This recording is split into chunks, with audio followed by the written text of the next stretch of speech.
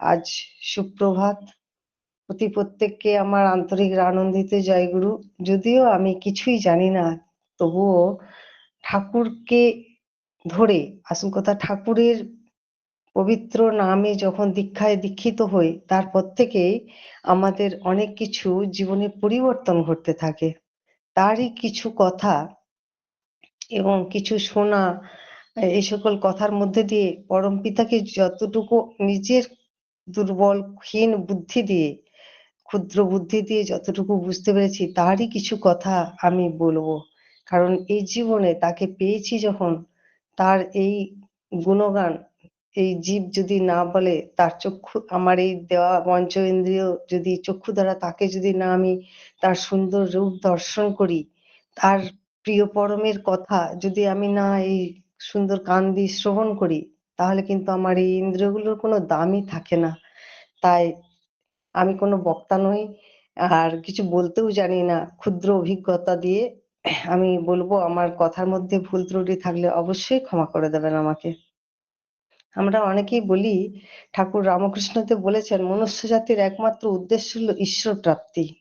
কিন্তু আমরা সত্যিই কি ঈশ্বরকে সাধনা বা ঈশ্বরেরকে পাওয়ার জন্যই আমাদের উদ্দেশ্য? আমরা কি সেই ভাব নিয়ে ঈশ্বরকে ডাকি? বা আমরা যে এই গুরুকরণ করেছি, শুধু কি তাকে পাওয়ার জন্য, তাকে ভালোবেসে আমরা কি গুরুকরণ করেছি? তার দীক্ষায় দীক্ষিত হয়েছি? এটা কিন্তু আমার নিজেকে নিজেই প্রশ্ন। আমি কিন্তু একমাত্র আমার ধারণা ঈশ্বর প্রাপ্তি নয়। আমি তার মন্ত্রে যখন দীক্ষা নিই, সেটাও কিন্তু আমার তাকে পাওয়ার জন্য নয়, তাকে ভালোবেসে জন্য নয়, আমার নিজেরই স্বার্থে আমি তাকে তার মন্ত্রপুত হয়েছি, তার দীক্ষায় দীক্ষিত হয়েছি। তাকে পাওয়ার আকুলতা আ আমার নেই। আমার নিজেকে ভালো রাখার আকুলতা আছে। নিজেকে ভালোবাসার, ভালোভাবে রাখার আকুতি নিয়েই তাকে তাকে ধরা বলতে পারেন। কারণ আমি যখন দীক্ষিতেই ছিলাম, তখন কিন্তু আমার শরীরে খুব কষ্ট ছিল। আমার ছোটর থেকেই খুব কষ্ট। মানে শারীরিক কতগুলো অসুবিধে হতো। তখন আমার ছাত্রাবস্থা, মানে আমি কলেজে পড়ি আরকি। তো আমি পড়তেই পারতাম না। এত বমি-টমি হতো। সকালবেলায় উঠে যে ভোরবেলা থেকে ছাত্ররা লেখাপড়া করে, আমি সেটা করতে পারতাম না। ভোরবেলা উঠলেই আমার শরীর খারাপ হতো। তো তখন আমার ভাই ১ম দীক্ষা নিয়েছিল। এটা আমি অনেক আগেই বলেছি। শ্রদ্ধেয় প্রভাত চক্রবর্তী দাদার কাছে আমার ভাইয়ের দীক্ষা। তো সে তখন সুফল পায় ঠাকুরকে ধরে। তার যে চাকরির জীবনের ১ম সূত্র, মানে ট্রেনিং প্রাপ্ত অবস্থায় থেকে ঠাকুরকে নিয়ে, তার মধ্যে ৩ বছরের মধ্যেই সে কিন্তু কর্ম কর্মসংস্থান তার হয়ে যায়। তো তার গুরুর প্রতি এত অগাধ বিশ্বাস ছিল, সে সাথে, সাথে আমাকে বলল, বাড়িতে এসে মাকে বলল যে, "মা, আমার তো ১.৫ বছরের ছোট বড়।" তো বলল, "মা, দিদি বলে না, মৌ বলে আরকি। মৌয়ের দীক্ষা নিয়ে নিলে মা ভালো হবে শরীরটা। তো দীক্ষায় দীক্ষিত করে দিই। ঠাকুর কিন্তু খুব জাগ্রত।" তো সে আমাকে রামকানালি মন্দির আছে, সেই রামকানালি ঠাকুরের অতি প্রিয় স্থান। সেই মহুয়া গাছ ঠাকুর লাগানো করিয়েছিলেন জিতেন্দ্রনাথ দেববর্মন দাদাকে। ওনাকে আমি দাদুমণি বলতাম। উনি লাগিয়েছিলেন। ওইখানে বসেই কিন্তু আমার ঠাকুরের দীক্ষা হয়েছিল। তো আমি এই কথাটা বারে, বারেই বলি যে ঠাকুরের প্রতি ভালোবাসাটা আমার ওইখান থেকেই জন্ম নিয়েছিল। যে সারা রাস্তা আমি না খেয়ে গেছি। কারণ দীক্ষা নিতে হলে না খেয়ে নিতে হয়। আমার মায়ের এরকম ধারণা ছিল। তো মাকে সাথে নিয়ে গেছি, ভাইকে সাথে নিয়ে। তো দুপুর ১টা বেজে গেছে, কিচ্ছু খাইনি। শুধু জলটুকু খেয়ে গেছি সারা রাস্তা। তারপর যখন ওখানে গেছি, তখন দেখছি প্রভাত চক্রবর্তী দাদা নেই। উনি ঠাকুরবাড়ির উদ্দেশ্যে রওনা হয়ে গেছেন। তো আমার ওইখানে আরেকজন ঋত্বিক ছিলেন। আমার নামটা এখন মনে পড়ছে না। আমার ৩ বার ঠাকুরকে ধরা জীবনে। মানে ধরেছি আর ছেড়েছি আরকি। যাই হোক, প্রতিকূল পরিবেশ পরিস্থিতি আসার জন্য ঠাকুর তো ঠোক্কর মেরে শিক্ষা দেয়। তো সেই ঠোক্কর খেয়ে আমি ৩ বার, মানে ঠাকুরকে আমার জীবনে ৩ বার পেয়েছি বলতে পারেন ছেড়ে। তো ১ম দীক্ষাটার কথাটা একটু বলে নিই, ভালোবাসাটা তার প্রতি। তো আমি যখন দীক্ষা নিতে গেছি রামকানালিতে, ঐরকম অবস্থা, প্রভাত চক্রবর্তী দাদাকে পেলাম না। তো ঘন্টার ধ্বনি পড়ে গেল। ঘন্টা পড়ে গেল হচ্ছে মানে আনন্দবাজারের, যেটা আমরা এখন ভান্ডারা বলছি। তো আমরা বলছি যে, "আমরা তো দীক্ষা নেওয়ার জন্য বেরিয়েছি। আমি তো খাইনি। তাহলে দীক্ষা নেবো, এতদূর থেকে এলাম, খেয়ে নেবো?" তো বলছেন, "দেখুন, আমাদের ঠাকুরের এরকম বিধান আছে যে যেমন জন্মের কোনো সময় হয় না, মৃত্যুর কোনো সময় হয় না, তেমনি সৎ নামে দীক্ষা নেওয়ার সময়ও কিছু নেই। খাইয়ে দিয়ে ঠাকুরের নামটা নেওয়া যেতে পারে। তো ওই জায়গাটুকুর থেকেই আমার একটা যেন ভালোবাসার সৃষ্টি হলো। এ কেমন ঠাকুর? যাকে খেয়ে দিয়ে পুজো করা যায়, যার খেয়ে দিয়ে দীক্ষা নেয়া যায়। ওইটা আমার ১ম ভালোবাসা ঠাকুরের। যাই হোক আমরা বললাম যে কথায় আমি ফিরে যাই। তো এই যে ভালোবাসা কিন্তু আমি ওই যে দীক্ষা নিতে গেলাম কিসের জন্য বলুন তো? আমার শরীরটাকে ঠিক করার জন্য। লোভে নিজেকে ভালো রাখার ঠাকুর যে রামকৃষ্ণকে বললেন ঈশ্বর প্রাপ্তির কথা, সেই ঈশ্বর প্রাপ্তির কথা কিন্তু আমাদের নয় যে, "ঠাকুর তোমাকে না দেখা পেলে আমি মরে যাবো। তুমি দেখা দাও। তুমি কেমন? তোমার কি গুণাগুণ? তুমি কিরকম কি ভালোবাসো?" এ সকল আকুতি কিন্তু আমার মধ্যে ছিল না বা আমাদের অধিকাংশ মধ্যেই থাকেন না। ঠাকুর যে ১ম সত্যানুসরণ বাণী দিলেন, "তোমার ঠাকুরত্ব না জাগলে কেহ তোমার ঠাকুরও নয়, কেন্দ্রও নয়। ফাঁকি দিলেই পেতে হবে তা।" আমরা কিন্তু মান যশের আকাঙ্ক্ষা না করে ঠাকুর যেটা বললেন ১ম এ যে মান-যশের আকাঙ্ক্ষা না করে তুমি যদি দীক্ষা নিতে তাহলে ফাঁকিতে পড়বে। আমাকে ঠাকুরত্ব জাগাতে হবে। ঠাকুরত্ব জাগানোর কথা তিনি বলেছেন। যে কথা ঠাকুর রামকৃষ্ণ দেব আমাদের একটা আশীর্বাদ ১ম দিন চৈ অ্যা জা 1st জানুয়ারি দিলেন যে, "তোমাদের চৈতন্যের উদয় হোক।" সেই কথাটাই কিন্তু আমার পরমপিতা তার পরবর্তীকালে অবতার রূপে এসে ধরার বুকে আমাদেরকে কিন্তু সেই চৈতন্যের কথাটাই এইভাবেই প্রদান করলেন যে, মান-যশের আকাঙ্ক্ষা না করে ঠাকুরত্ব জাগাতে বলেছেন। এই ঠাকুরত্বটা ভাবটাই হচ্ছে আমার মধ্যে, আমার মধ্যে নয়, সকলের মধ্যে সেই পরম পিতাকে দেখতে পাওয়া। তা প্রত্যেকের ভেতর পরমপিতা অবস্থান করছেন। তাদের দুঃখে, তাদের সুখটা সবটাই আমার এই মনোভাব। ওই জায়গায় আমি থাকলে কি করব? এই পরের দুঃখ, কষ্ট, সমস্যা সবকিছুর মধ্যে আমি পরমপিতাকে দেখতে পারবো। প্রতিটি জীবের মধ্যে, প্রতিটি অ্যা মানে সবের মধ্যে আমার ঠাকুর ব্রহ্মত্ব ভাব জেগে উঠবে। সেই পরমপিতাই আছেন এই ভাবটা হলো ঠাকুরত্ব জাগানো। যাক আমরা তার মন্ত্রপুত হয়েছি যখন আমি একটা উদাহরণ সম্পর্কে বলে দিই। উদাহরণ দিয়ে আমি জিনিসটা বোঝাতে চাইছি যে, আমরা যে এই যে নাম ধ্যান যজ্ঞ, স্বস্তি যজ্ঞে জয়েন করেছি, এই নাম ধ্যানের কি মাহাত্ম, নাম কি জিনিস? আমরা তো অনেকে যারা অদীক্ষিত তারা তো জানেই না। কিন্তু আমরা যারা তার নামে দীক্ষায় দীক্ষিত হয়েছি, তারা জানি যে আধ্যাত্মিক চেতনাবোধ থাকতে হলে কিন্তু গুরুকরণের মধ্যে দিয়ে তার সঞ্চার হয় ভেতরে। তো এই গুরুকরণ কিন্তু অতি প্রাচীন যুগ থেকেই গুরুকরণ আছে। আমরা অ্যা মাঝখানের সময়টাতে দেখি যে কুলগুরুর প্রথা একটা সময় ছিল। সেখানেও কিন্তু গুরুর একটা আছে, গুরুকরণ আছে। গুরু তো সব ক্ষেত্রেই লাগে। একটা চোর যদি চুরি করতে যায় সেখানেও গুরুকরণ লাগে। আবার কেউ যদি সুন্দর করে নিজেকে সাজাতে যায় যেমন এখনকার যুগে বিউটি পার্লার আছে। সেখানে বিউটিশিয়ানদের কাছে সেই দক্ষতায় দক্ষতা অর্জন করা যায়। আবার ভালো রান্না-বান্না করতে গেলেও সেখানে ভালো উম মানে যারা রান্না করে তাদের কাছ থেকে আমাদেরকে শিখে নিতে হয়। কি ingredients দিলে ভালো রান্না হবে। সুগায়ক হতে গেলেও গুরুর দরকার। ভালো শিক্ষায় শিক্ষিত হতে গেলে আমাকে কিন্তু ভালো শিক্ষকের কাছে যেতে হয়। তেমনি আমার জীবনটাকে সুন্দর করার জন্য একদম মানে জন্ম থেকে মৃত্যু পর্যন্ত আমার জীবনধারাটা সুন্দর কিভাবে করব? আমি প্রতিকূল পরিবেশের মধ্যে থেকে কিভাবে নিজেকে রক্ষা করব? আমার আধ্যাত্মিক, মানসিক, দৈহিক, অ্যা আর্থিক যেটা আমরা জাগতিক অর্থ বলছি, অর্থর দিকে ছুটে বেড়াই সুখ শান্তির জন্য। সেই অর্থ উপার্জনের জন্যও কিন্তু আমাদের বিশেষ শিক্ষিত হতে হয়। ট্রেনার লাগে, ট্রেনিং লাগে কিভাবে আমি অর্থ উপার্জন করব। তাই আমার এই জীবনটাকে সব দিক থেকে সুন্দর করার জন্য, রক্ষা করার জন্য ডাক্তার, বৈদ্য যা কিছু প্রতিকূল পরিবেশ থেকে রক্ষা পাওয়ার জন্য আমার কিন্তু গুরু অবশ্যই দরকার। আর এই গুরুকরণের মধ্যে দিয়ে কি হয়? আমাদের মানসিক যে প্রসার, প্রবৃত্তি থেকে নিবৃত্তি করার জন্য তিনি যে মন্ত্র দেন, যে বীজ মন্ত্র সেটাই হচ্ছে আমাদের আসল প্রাপ্তি। সেই বীজ মন্ত্র আমাদের ফলে ফুলে ভরিয়ে দেয়।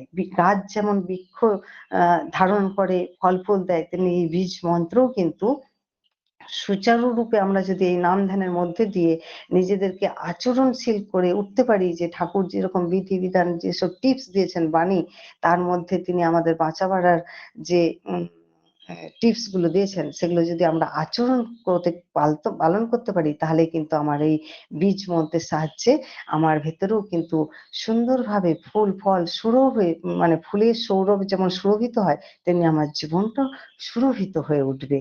তো একটা আমাদের ঘটনার মধ্যে দিয়ে বলি আমার জীবনটাকে যদি মহাভারতের যুদ্ধের সাথে তুলনা করি তাহলে মহাভারতের যুদ্ধ কি হয়েছিল, দুটো পক্ষ ছিল, কৌরব পক্ষ আর পাণ্ডব পক্ষ। তো আমাদের ভিতরেও কিন্তু সেই মনের ভিতরে আমাদের কৌরব আর পাণ্ডব আছে। আমার যে অসৎ গুণগুলি আমার জীবনের মধ্যে আছে সেগুলোই কিন্তু কৌরব পক্ষ। আর আমাদের যে ছোটখাটো যে সৎ গুণ আছে সেগুলো যখন আমাদের মনের মধ্যে দিয়ে আমাদের প্রকাশিত হয় বাহ্যিক রূপে, আমরা একে অপরের পরিপূরক হয়ে সেই ঠাকুরত্ব ভাব নিয়ে যখন মানুষের উপকারে ছুটে যায়, কাউকে সাহায্য করি, কারোর সমস্যার পাশে যেয়ে দাঁড়ায়, সেই সুচারুর গুণগুলি যেগুলি থাকে সেগুলি কিন্তু আমার পাণ্ডব পক্ষ। তো এইখানে আমার ধৃতরাষ্ট্র তাহলে কে হতে পারে?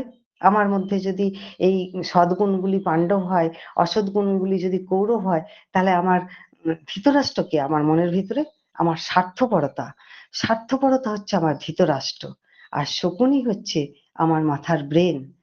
আর যদি বলেন যে আর তাহলে এই যুদ্ধটা কিসের জন্য হলো, আমরা বলি মহাভারতের যুদ্ধ কিসের জন্য হলো? অনেকে বলে এই যে রাজ্য প্রতিষ্ঠায় পঞ্চপাণ্ডব যে পেল না, 5টি গ্রামও দিল না কৌরবপক্ষ, তার জন্যই তো যুদ্ধটা হলো। তা কিন্তু নয়। যুদ্ধটা অনেক আগেই হতে পারত যদি ওই শুধু রাজ্যত্ব প্রাপ্তির জন্য হতো।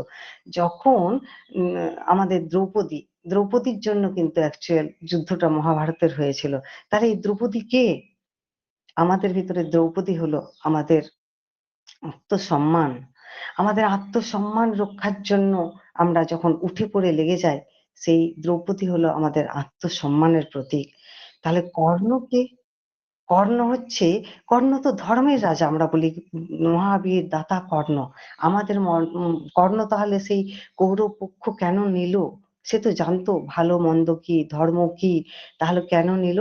না, কৌরব হচ্ছে, এই কর্ণ হচ্ছে আমাদের সেই বলতে পারেন ইগো, অহংকার, যা আমাদেরকে ভালো করে কোনো কাজ করতে দিতেই চায় না।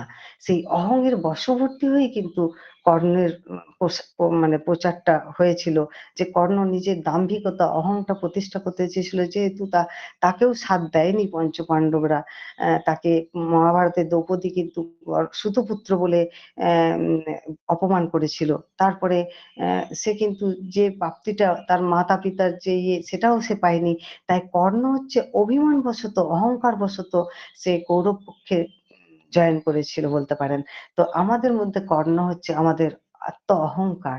তাহলে গান্ধারী কে? গান্ধারী চোখ থাকতেও কেন অন্ধ, তো মানে পটি বেঁধে রইল? আমাদের অন্ধবিশ্বাস হচ্ছে গান্ধারীর প্রতীক। তাই আমাদের সেই শ্রীকৃষ্ণ যে ভূমিকা পালন করেছিল, সেই শ্রীকৃষ্ণকে, আমাদের ভিতরে শ্রীকৃষ্ণ হচ্ছে আমাদের গুরুমন প্রদত্ত সেই সত্তা সচ্চিদানন্দময় সেই বীজ মন্ত্র, আমাদের কিন্তু শ্রীকৃষ্ণ রূপে আমাদের মনের মধ্যে গুরু রূপে এসে তিনি আমাদের মধ্যে বিরাজ করেন। তাই আমাদের ছোটখাটো সংঘাত থেকে প্রতিনিয়ত যে যুদ্ধ চলছে আমাদের মনের ভিতরে, এই ষড়রিপুর যুদ্ধ, এই কাম লোভ মদ মাৎসর্য যে যুদ্ধ থাকে, সেটা কিন্তু মহাভারতের যুদ্ধ মনে হয়। তো এটা বোঝানো গেল। তাই আমাদের গুরুকরণের মধ্যে দিয়ে এই বীজ নাম, এই যে আমরা সকালবেলায় ধ্যানে ছিলাম, এই অজুবা নাম আমাদেরকে কিন্তু সেই মহানাম, সেই আমাদের হিত কাজ করতে সাহায্য করে, আমাদের ষড়রিপুকে দমন করতে সাহায্য করে। আরেকটি গল্পের মাধ্যমে আমি বলবো যে এই ষড়রিপুর কে কেমন করে দমন করতে হয়। তো আমরা তো শিক্ষা পাই এরকম ছোট, ছোট গল্পের মধ্যে দিয়েই কিন্তু ঠাকুর রামকৃষ্ণদেব আমাদেরকে মানে বাণী দিয়ে মানে ওই ছোট, ছোট গল্পের মধ্যে দিয়ে, ঘটনার মধ্যে দিয়ে আমাদেরকে শিক্ষা দিতেন, লোকশিক্ষা দিতেন। আমার ঠাকুরও পেয়েছেন সেরকম। অনেক ঘটনা, জীবন্ত ঘটনা ঠাকুরের মধ্যে পাই। একেকজন ভক্ত মা জয়গুরু। একেকজন তাদের। হ্যাঁ, জয়গুরু দাদা, হ্যাঁ, জয়গুরু। আমার প্রার্থনা। প্রা- সময় হয়ে হ্যাঁ, গেছে? হ্যাঁ, ৪টে প্রার্থনা। ৪:৫৯ না দাদা? দাদা 47 হয়ে যেত মাত্র। হ্যাঁ, হ্যাঁ, হ্যাঁ। ৪:৫৯। ৪:৫৯। আমি গল্পটা বলে নিই একটু। তো আগে আগে যাই হোক, হ্যাঁ, ৪:৫৯ আমাদের প্রার্থনা দাদা। তো একটা গল্প আছে যে আমরা দেখবেন প্রতিনিয়তই আমরা এমন করি যে যারা আমরা কিন্তু প্রতিনিয়ত উপকারীর উপকারকে অস্বীকার করি। এটা কিন্তু আমাদের মানব জাতির একটা বলতে পারেন মহৎ গুণ নয়, অপগুণ। এটা হচ্ছে অকৃতজ্ঞতা। ঠাকুর অকৃতজ্ঞতা একদমই পছন্দ করতেন না। তো যাই হোক আমি গল্পটার মধ্যে আসি। একজন ব্রাহ্মণ সে কিন্তু বনের মধ্যে দিয়ে মানে যজমান বাড়ি থেকে ফিরছে। ফিরতে দেখলো বনের মধ্যে দিয়ে একজন বাঘকে খাঁচায় বন্দি হয়েছে। সে বাঘকে বলছে যে, "আমাকে তুমি বাঁধনটা খুলে দাও। আমাকে রক্ষা করো। তুমি এত বড়।" কেউ কি কিছু অডিও খুলে দিয়েছেন? জয়গুরু? একটু অসুবিধে হচ্ছে। যাই হোক, তো সিংহটা খাঁচার মধ্যে বন্দি আছে। তো সিংহটা বলছে ব্রাহ্মণকে যে, "তুমি এত দয়ালু, তুমি ঠাকুর বাড়িতে থাকছো, তুমি ব্রাহ্মণ, তো আমাকে এই খাঁচার থেকে উদ্ধার করে দাও। খাঁচার বাঁধনটা খুলে দাও।" তো তখন ব্রাহ্মণ অনায়াসে সেই খাঁচার বাঁধনটি খুলে সেই সিংহটিকে বাঁধনমুক্ত করল। সঙ্গে সিংহ বেরিয়ে বলে, "আজ তো তাহলে তোমাকে খাবো। তুমি আমাকে উপকার করলে কি হবে? আমার ধর্ম আমি তোমাকে পালন করব। তোমাকে আজকে আমি হত্যা করে খাবো, আমার খিদে মেটাবো।" তখন ব্রাহ্মণ বলছে, "দাঁড়াও। তোমার আমি এত বড় জীবন দান করলাম, আর তুমি আমাকেই খাবে?" বলে, "হ্যাঁ, তোমাকে খাবো।" তখন বলে, "দেখো", সিংহ বলছে, "দেখো এটাই কিন্তু প্রকৃতির নিয়ম। যে উপকার করে তাকে নিঃশেষ করে ফেলতে হয়।" তো বলছে ব্রাহ্মণ বলছে, "তাহলে তাই বুঝি? আমি কিন্তু ৩ জনের কাছে জিজ্ঞেস করব। তারা যদি উত্তর দেয় তাহলে কিন্তু তুমি আমাকে তাই খেয়ে ফেলো।" তো বলছে, "ঠিক আছে।" সিংহ বলছে, "তাহলে তুমি ৩ জনকে জিজ্ঞেস করি? তাহলে আমিই জিজ্ঞেস করব ৩ জন। সেই ৩ জন কে হবে?" তখন ব্রাহ্মণ বলছে, "ঠিক আছে, তুমিই তাহলে ঠিক করো কাকে জিজ্ঞেস করবে।" তখন ১ম এই সিংহ চলে গেল বৃক্ষর কাছে। কাউকে দেখতে পাচ্ছে না। বনের মধ্যে বৃক্ষগুলো ছিল। দিয়ে বলছে, "বলো তো বৃক্ষ, তোমাকে মানুষ জাতি কি তুমি তো এত ফল ফুল গাছে দাও, তো তোমাকে হত্যা করে। তাহলে তোমার কি এটা নিয়ম নাই যে উপকার যারা করে তাকে মেরে ফেলা?" তখন বৃক্ষ বলছে, "ঠিকই বলেছ সিংহ। যার ওরা ওদেরকে আমি অক্সিজেন দিই বাঁচার জন্য। ফল ফুল দিই, খাদ্যদ্রব্য দিই, সবকিছু আমরা প্রকৃতির থেকে দিই। কিন্তু ওরাই ১ম এ আমাদেরকে নষ্ট করে দেয়। তো আমাদের উচিত যারা উপকার করে তাদেরকে মেরে ফেলা।" তো প্রদীপ দাদা অডিওটা বন্ধ করুন দাদা। সময়টা চলে যাচ্ছে। আমি একটু গল্পটা বলে নিই। প্রদীপ দাদা আপনার অডিওটা বন্ধ করুন। তো তারপর ওই গাছ যখন উত্তর দিল তখন বলল, সিংহ বলল ব্রাহ্মণকে, "দেখলে তো? দেখলে প্রকৃতিই উত্তর দিচ্ছে যে তোমরা মানুষ্য জাতিটা ভীষণ বাজে। তা তোমাদেরকে খেয়ে ফেলাটাই উচিত।" তো বলছে তখন ব্রাহ্মণ বলছে, "না, ৩ জনের কথা শুনবো আমি, তারপরে তুমি আমাকে খেও।" তো একজন তো হলো, এরপর তুমি চলো আর কাকে জিজ্ঞেস করবে। তো যাচ্ছে বনের মধ্যে দিয়ে কাকে পাচ্ছে না, তখন দেখছে যে একটা সামনেই নদী যাচ্ছে। তো নদীর জলটাকে জিজ্ঞেস করছে সিংহ বলছে, "আচ্ছা বলো তো নদী, তুমি তো এই জল দাও। মনুষ্য জাতি তোমাকে কি দেয় তার পরিবর্তে?" তখন নদীর জল বলছে, "আর বলো না, মানুষ জাতিটাই এরকম। আমি এদেরকে জীবন ধারণের জন্য জল দিই, তেষ্টা মেটাই, জীবনটা আমার জন্যই পেয়ে থাকে। তবু আমাকে এরা আবর্জনা মুক্ত করে, কত কি মলমূত্র ত্যাগ করে আমাকে কলুষিত করে ফেলে।" তো বলছে তখন সিংহ বলছে, "এরপরে তো তুমি বুঝলে ব্রাহ্মণ, তাহলে তোমাদের মনুষ্য জাতিটা এরকম অকৃতজ্ঞ। তোমাকে খেয়ে ফেলাই উচিত।" ব্রাহ্মণ বলছে, "না, একজন এখনো বাকি আছে।" বলছে, "তাহলে ঠিক আছে চলো জিজ্ঞেস করি আর কাউকে পাওয়া যায়।" বনের মধ্যে দিয়ে যেতে দেখছে, আমি একটু শর্টে বলছি যেহেতু টাইমটা সংক্ষিপ্ত। তো বনের মধ্যে যেতে কাউকে পাওয়া যাচ্ছে না, তখন শিয়ালকে পেয়েছে। শিয়াল যাচ্ছিল একটা। তো শিয়ালকে বলছে সিংহ বলছে, "দেখো শিয়াল বলো তো, তুমি বলো তো, এই মনুষ্য জাতিটা কিরকম অকৃতজ্ঞ নয়? যখনই তুমি উপকার করবে তখনই দেখবে এরা অস্বীকার করে তোমাকেই মারতে আসে। তো একে খেয়ে ফেলা উচিত বলো?" তখন শিয়াল তো হেসেই অস্থির। বলে, তাই বুঝি।" বলে দিয়ে ঘটনাটা পুরো বলল, "জানো বনের মধ্যে আমি ছিলাম। এ আমাকে এরকম করে খাঁচার থেকে বন্দি দশা থেকে উদ্ধার করেছে।" তো বলছে, "তুমি খাঁচার মধ্যে ছিলে?" আবার হাসছে। তখন বলছে, "তুমি বুঝতে পারছো না?" বলছে, "পুরো ঘটনাটা আমাকে ঠিক করে বলো তো। যেখানে ঘটেছিল সেখানে আমাকে নিয়ে চলো।" তো শিয়াল ওইটা বলাতেই সিংহ আর ওই ব্রাহ্মণ নিয়ে গেল। দিয়ে খাঁচাটা দেখালো। তো শিয়াল আবার হাসছে, বলে, "তুমি এইটুকু খাঁচার মধ্যে ছিলে?" সিংহকে বলছে। তখন বলছে, "হ্যাঁ, দেখো না আমি ঢুকে দেখাচ্ছি। আমি এই খাঁচাটার মধ্যে এইভাবে ছিলাম।" খাঁচার মধ্যে ঢুকে পড়ল সিংহ। তখন শেয়াল বলছে, "ও আচ্ছা" দিয়ে আবার হাসছে। তখন ব্রাহ্মণকে বলছে, "তুমি কি করে রক্ষা করলে একে? খাঁচাটা খুললে কিভাবে?" বলছে, "এই যে দরজাটা এইভাবে লাগানো ছিল আর আমি এইভাবে খুলে ওকে বাঁচালাম।" তো শিয়াল বলছে, কই দেখাও দেখি কিরকম করে। তো বলছে দরজাটা খোলা ছিল তো, আবার দরজাটা লাগিয়ে দিল, সিংহ ভিতরে রইলো আর ব্রাহ্মণ খাঁচাটা দিয়ে দিল। বলছে দিয়ে তারপর শিয়াল হাসছে, প্রচন্ড হাসছে, বলছে তুমি বুঝতে পারছো না, এসব বন্য জন্তুকে এরকম করে মানে ইয়ে করে নাকি, বিশ্বাস করেন নাকি, কখনো এরপর চলে যাও ব্রাহ্মণ, তুমি চলে যাও। তো তখন বুঝতে পারলো যে সিংহ বুঝতে পারলো যে শেয়াল কিন্তু আমাকে জব্দ করে দিল। তো আমাদের এই গল্পটার মধ্যে দিয়ে শিক্ষণীয় হচ্ছে যে এই যে আমাদের মনের মধ্যে সিংহরূপী কিন্তু প্রবৃত্তিগুলো, ষড়রিপুগুলো আমাদেরকে তাড়না করা বেড়ায় আর আমাদেরকে কিন্তু ভালো কাজ করতে দেয় না। তো ওই স্বার্থপরতা, যা কিছু খারাপ গুলো সেগুলো কিন্তু প্রবৃত্তি আমাদেরকে চালিত করে। তাই এই ইন্দ্রিয়গুলোকে খাঁচায় বন্দি করে দিতে হবে। আমাদের নামের বেড়াজাল দিয়ে দিতে হবে গুরুকরণের মধ্যে দিয়ে। আর এই যে সাক্ষ্য দিল নদী বা প্রকৃতি, সিংহর হয়ে কথা বলল, এইরকম কিন্তু আমাদের জীবনেও অনেক মানুষ আছে, যখন আমরা বিপদে আপদে পড়ি তারা কিন্তু আমাদের সাহায্যের পরিবর্তে আমাদেরকে কিন্তু আরো প্রতিকূল পরিবেশের দিকে ঠেলে দেয় সেই স্বার্থপর মানুষ।